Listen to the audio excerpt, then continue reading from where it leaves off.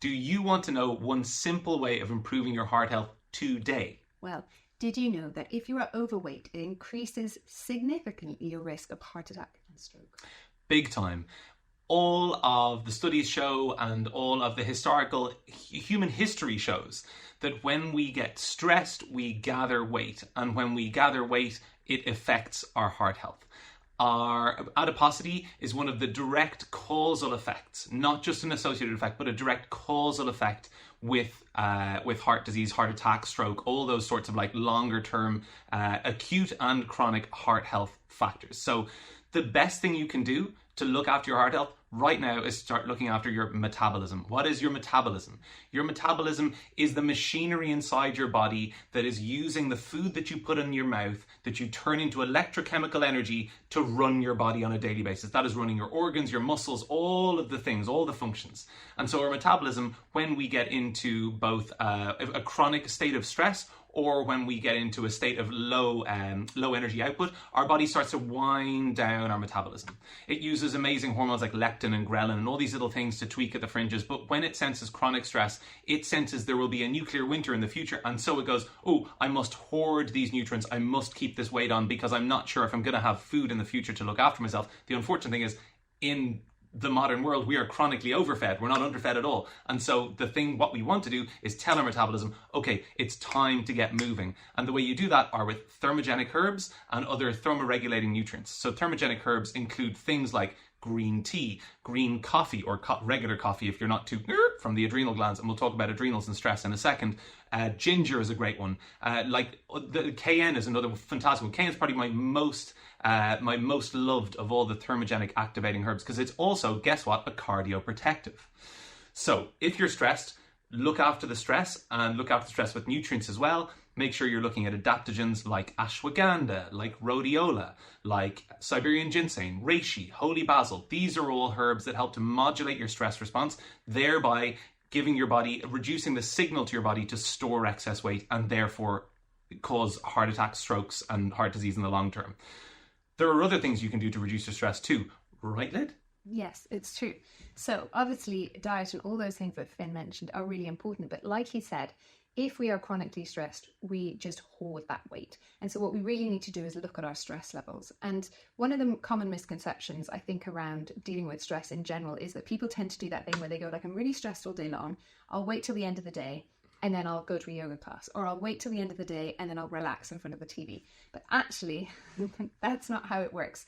We really need to think of it as there's some kind of a maximum level at which problems start to happen, and we need to try and inhibit the stress from getting to that level in the first place. So it's about little regular inputs during the day that reduce your stress levels. And so when I'm talking to clients, I'm usually trying to find a breath work that they like, a simple breath work exercise like the 4-4-4 breath, like a box breath, or a 4-6 breath, that they can do. They just set a timer on your phone, and every 3 hours you take 5 minutes of breathing, or even 2 minutes of breathing, just to bring yourself out of that fight or flight state, that stress response state, and back into that parasympathetic nervous system, so everything calms back down.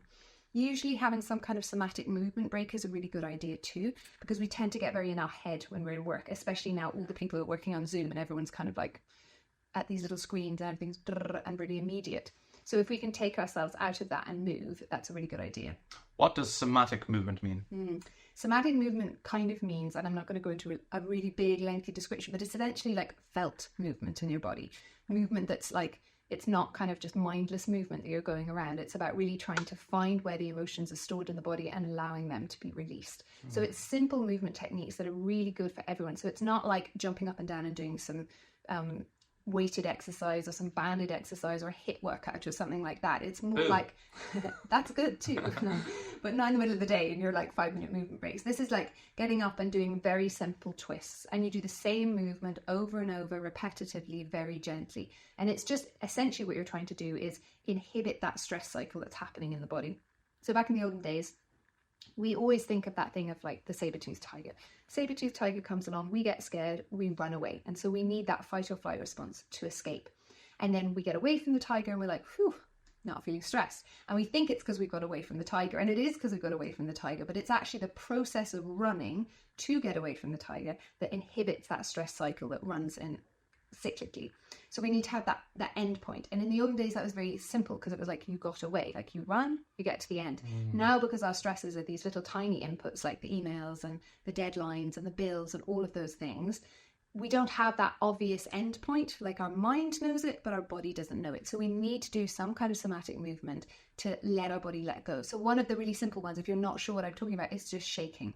So shaking your body, shaking your hands, shaking your feet, shaking your shoulders for at least a minute is a really good way, because you see animals do it, right? When dogs are stressed, when horses are stressed, they shake. And it's that shaking that's moving the adrenaline out of the body and moving the cortisol out of the body. So if you just shake for a few minutes every day, that's another really good way. So combining breath work, somatic movement, and then obviously some kind of a guided relaxation is a really nice thing to do in the middle of the day or at the end of the day, just to get everything back into that nice calmer state. And that's going to make a massive difference to your weight and to your stress levels, and both of those things are going to help your heart.